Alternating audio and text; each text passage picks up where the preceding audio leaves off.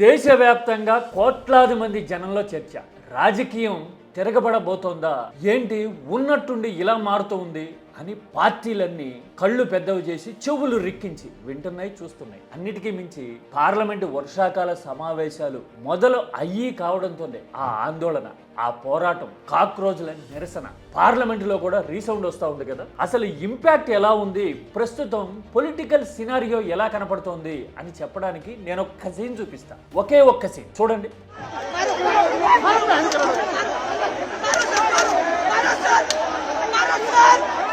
ఆ యువకుడు మారో ముజే మారో అంటున్నాడు. వాళ్ళు బాధతో ఉన్నారు పోలీసులు, చూడండి. ఆ తర్వాత ఒక మహిళా పోలీసు వచ్చి ఇలా అక్కడి నుంచి పక్కకి జరిపారు ఆ యువకుడిని. మొత్తం ఇప్పుడు ఢిల్లీ కేంద్రంగా దేశాన్ని కుదిపేస్తున్న పరిణామం మొత్తాన్ని ఈ ఒక్క సీన్ చెప్పింది, నేరేట్ చేసేసింది మనకి. ఎలాగో నేను మాట్లాడతా. దాంతోపాటు ఇదిగో ఇలాగా ఎటు చూసినా జనం, అసలు మొత్తం దేశ జనాభా అంతా ఢిల్లీ వీధుల్లోకి వచ్చేసిందా అనిపించిన దృశ్యాలు. మధ్యాహ్నం నుంచి రాత్రి పొద్దుపోయిన తర్వాత కూడా ఇదిగో చూడండి, మొబైల్ ఫోన్ల వెలుగుల్లో ఇలా పోరాటం జిగేలమంటా ఉంది. ఇప్పుడు ఇంకో పక్కన ఇన్నాళ్ళు లేనిది ఇప్పుడు కేంద్రం చర్చలకు పిలిచి మాట్లాడుతున్న సంకేతాలు చూస్తూ ఉంటే రాజకీయంగా కాక్రోచ్ ప్రభావం ఎంత ప్రబలంగా ఉందో అర్థమవుతా ఉంది కదా. మరి ముందు ముందు పరిణామాలు ఎలా ఉండబోతున్నాయి? ఈ సెగ ఢిల్లీని మరిగించబోతోందా, కరిగించబోతోందా? మాట్లాడుకుందాం డీటెయిల్డ్గా.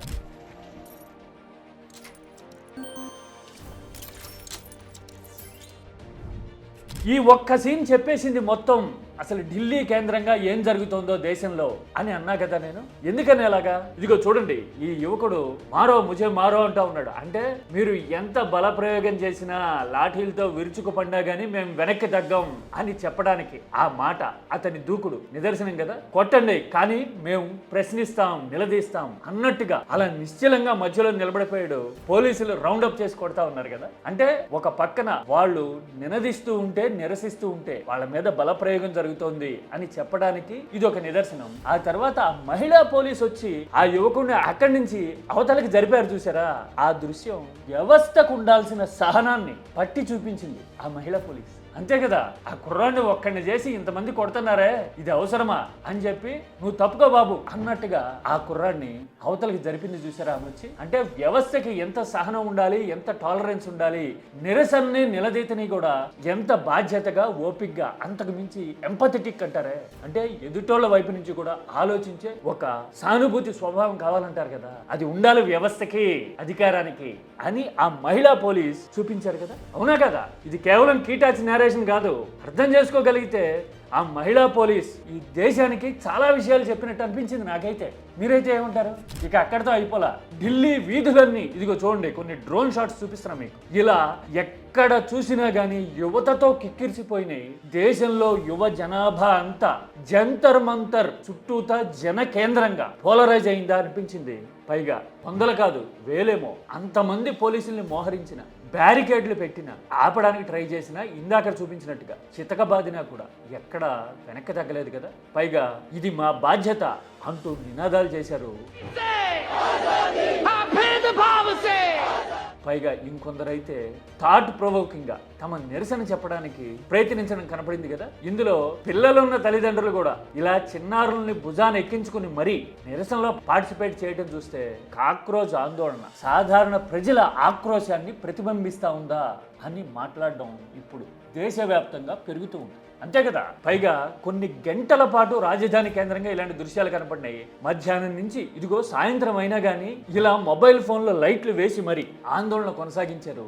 ఇంకో పక్క నుంచి ప్రభుత్వం ఆలోచనలో పడక తప్పని పరిస్థితి. ఇప్పటి వరకు సోనం వాంగ్చుక్ నిరసన దీక్ష మీద కానీ, కాక్రోచ్ జంతర్ మంతర్ దగ్గర చేస్తున్న జనాందోళన మీద కానీ అఫీషియల్ గా కేంద్రం వైపు నుంచి ఒక ప్రకటన కూడా రాలేదు కదా. అలాంటిది కాక్రోచ్ ప్రతినిధుల్ని పిలిచి కేంద్ర మంత్రి జేపీ నడ్డా ఇదిగో ఇలా వినతి పత్రం తీసుకున్నారు, పరిశీలిస్తాం డిమాండ్లని అని మాట మాత్రంగా చెప్పారు. అయినా కానీ ఇది పెద్ద మేజర్ బ్రేక్ త్రూనే. ఎందుకు అంటే పార్లమెంట్ సమావేశాలు జరుగుతున్నాయి, ఎక్కువ వీళ్ళ ప్రతిధ్వని పార్లమెంట్ లో వినిపిస్తా ఉంది. విపక్షాలు ఇదిగో చూడండి, మల్లికార్జున ఖర్గే గాని, పార్లమెంట్ వెలుపల రేణుకా చౌదరి లాంటి ఎంపీలు గాని, కాంగ్రెస్ వాళ్ళు మాట్లాడడం కనపడింది. హజారో బచ్చే వహాं पर आए हैं, वहां लाठी चार्ज हो गया है, गवर्नमेंट मारने की कोशिश कर रही है। किसानों पे वाटर कैनन, स्टूडेंट्स पे टीयर गैस, वाह रे वाह। क्या ताकतवान सरकार है। ఆల్రెడీ మహువా మొయిత్రా లాంటి తృణమూల్ ఎంపీలు, డింపుల్ యాదవ్ లాంటి సమాజ్వాదీ ఎంపీలు అందరూ వీళ్ళకి మద్దతు పలకటం కనపడుతూ ఉన్న టైంలో ఇప్పుడు కేంద్రం ఆలోచనలో పడక తప్పని పరిస్థితి ఉంది, అలాంటి టైం వచ్చింది అని జేపీ నడ్డా ఇలా కాక్రోజ్ ప్రతినిధులతో మాట్లాడడాన్ని బట్టి అర్థమవుతా ఉంది కదా. అందుకోసమే అంటున్నది ఈ ఆందోళన ఢిల్లీని మరిగించడమే కాదు కరిగించే పరిస్థితి వచ్చిందా అని. పైగా ఇన్ని రోజులుగా దీక్ష చేస్తా ఉన్నారు, మెయిన్ స్ట్రీమ్ మీడియా ఎక్కడా చూపించట్లా. పైగా వాళ్ళందరూ మొబిలైజ్ చేస్తే వచ్చిన వాళ్ళు పాటలు పెట్టి డాన్సులు చేసుకుంటున్నారు, పార్సిళ్ళు తెచ్చుకు తింటున్నారు లాంటి ప్రచారాలు సోషల్ మీడియాలో ఒక పక్కన చాలా ఉధృతంగా వాళ్ళ మీద జరుగుతూ ఉన్నాయి. అయినా సరే అలాంటి వాటన్నిటిని తట్టుకొని వాళ్ళు ఇలా నిలబడ్డము అంటే కాక్రోచ్ పోరాటం ఒక కీలకమైన మలుపు తీసుకుంటా ఉందా అని అర్థమవుతా ఉంది కదా. ఆఖరికి రాహుల్ గాంధీ కూడా రెస్పాండ్ అయ్యారు కదా. Prime Minister Modi is the most anti-youth Prime Minister India has ever had.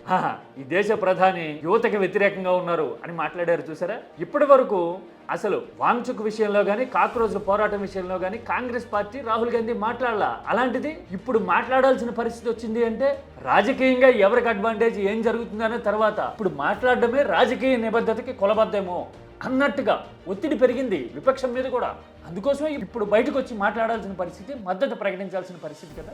అంటే రాజకీయంగా అధికారంలో ఉన్న వాళ్ళని ప్రభావితం చేయడమే కాదు, ఏం జరుగుతోంది అన్నట్టుగా అంటీ ముట్టనట్టుగా చూస్తూ ఉన్న కాంగ్రెస్ మీద కూడా కాక్రోజ్లు ఒత్తిడి పెంచగలిగినాయి అంటే ఖచ్చితంగా యువత పోరాటంలో ఇదొక మలుపే అని అనిపిస్తూ ఉంది కదా. మరి ప్రభావం ఎలా ఉండొచ్చు, ఏం జరగచ్చు? రెండు పరిణామాలు ఉండొచ్చు. ఒకటి, తొందరలో కేబినెట్ రీషఫల్ జరిగితే గనక ధర్మేంద్ర ప్రధాన్ని తప్పించి ఆ స్థానంలో వేరే వాళ్ళకి బాధ్యతలు అప్పగిస్తారేమో. We have to wait and watch. 3 కీలక మంత్రి పదవుల విషయంలో మార్పులు ఉండొచ్చేమో అని నేను రీసెంట్గా ఒక వీడియో చేసి అది చూసిన వాళ్ళకి తెలిసి ఉంటుంది. ఆ ఇంపాక్ట్ అండ్ ఇంప్లికేషన్స్ ఎలా ఉంటాయి అనేది నేను బహుశా 2 వారాల కిందట ఏమో చర్చించా ఆల్రెడీ అందులో. అంటే ఇప్పుడు క్యాబినెట్ రీషఫల్ జరిగితే గనక ఈ పార్లమెంట్ సమావేశాలు జరుగుతున్న టైంలోనో లేదంటే very next after that Dharmendra Pradhan Mantri పదవిని మారుస్తారా, తప్పిస్తారా, ఏం చేస్తారు అనేది ఒక కీలకమైన డెవలప్మెంట్ అయితే.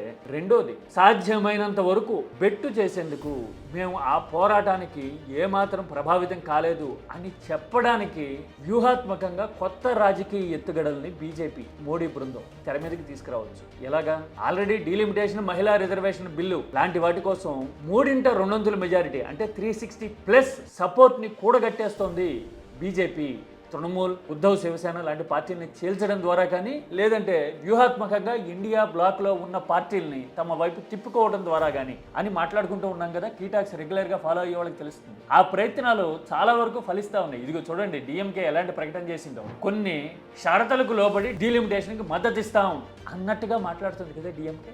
ఇది చాలా కీలకమైన విషయం. ఎందుకని డిఎంకే తమిళనాడులో ఓడిపోయింది, కాంగ్రెస్ ఏమో తమిళనాడులో అధికారంలోకి వచ్చిన విజయ్తో చేతులు కలిపింది, అస్తిత్వం కోసం పోరాడుతూ ఉంది డిఎంకే. ఇప్పుడు మద్దతు ప్రకటించకపోతే కనుక తృణమూల్ లాగా చీలి కుప్పకూలే పరిస్థితి వస్తుంది అని అర్థమయ్యి చాలా వ్యూహాత్మకంగా ఇలాంటి ప్రకటనలు చేయడం చూస్తూ ఉంటే రాజకీయంగా సంఖ్యాబలాన్ని కూడగట్టి పార్లమెంట్లో వ్యూహాలని నెగ్గించుకోవచ్చేమో మోడీ, బీజేపీ. మరి జనం గనక ఇదిగో జంతర్ మంతర్ దగ్గర కనపడిన ఈ దృశ్యాల్లాగే, ఈ ఆందోళనలాగే, ఈ నిరసనలాగే ఇదే టెంపర్మెంట్ని, టెంపోని కంటిన్యూ చేస్తే పేపర్ లీకేజ్ తర్వాత దేశంలో ఆర్థిక పరిణామాల మీద కానీ అసలు అభివృద్ధి విషయంలో ఏం జరుగుతుంది, యువత ఆకాంక్షలు, అవకాశాల మాట ఏంటి అని లార్జర్ ఎజెండాని పిక్ చేస్తే గనక, అందిపుచ్చుకుంటే గనక రాబోయే కాలంలో రాజకీయాలు రంజుగా మారడం ఒక పాయింట్ అయితే, యువత ఆకాంక్షలు ప్రతిధ్వనించడం, ప్రతిబింబించడం మొదలైందా అనే చర్చ దేశవ్యాప్తం అయితే గనక పొలిటికల్ ట్రాజెక్టరీ, రాజకీయ ఈక్వేషన్స్ అన్ని మారేందుకు దారులు పడతాయేమో అని అనిపించింది ఈ జంతర్ మంతర్ దగ్గర దృశ్యాలు చూస్తే. మామూలుగా అయితే ఎప్పుడు ఊహించలేదు కదా, ప్రధాన పార్టీ, ప్రధాన విపక్షం కూడా సపోర్ట్ చేయలే వాళ్ళకి, మీడియా అయితే అసలు చూపించట్లా. పైగా వాంగ్చుక్ 3 వారాల పాటు నిద్రాహారాలు మాని అలా కూర్చున్నా కానీ కొంతమంది సెలబ్రిటీలు తప్ప ఈ దేశంలో ఎందుకని రావాల్సినంత చలనం రాలేదు అని చాలా మంది మాట్లాడడం, అంతర్మథనంలో పడడం జరిగింది. అలాంటి పరిణామాలన్నిటి తర్వాత ఇంత ప్రభావం కనపడింది, ఢిల్లీలో సెగ మొదలైంది అంటే బహుశా మార్పులకి ఇది కేవలం స్టార్టింగ్ పాయింట్ ఏమో. ముందు ముందు మరిన్ని మలుపులు ఉండొచ్చేమో. దేశంలో రాజకీయం మారడానికి ఇటువైపు నుంచి ఎటువైపు మారుతుంది అనేది ఇప్పుడే యాంటిసిపేట్ చేయలేం, కానీ రాజకీయం మారడానికైతే ఈ పరిణామం ఖచ్చితంగా దారులు తెరిచింది అని అనిపిస్తూ ఉంది. మీరైతే ఏమంటారు? ఢిల్లీలో జంతర్ మంతర్ దగ్గర ఇదిగో ఇలా ఈ జనాందోళన, యువత ఆక్రోశం కనిపించడం, వినిపించడం చూస్తే మీకేమనిపించింది? కామెంట్ సబ్జెక్ట్ ఓరియంటెడ్గా చేయండి.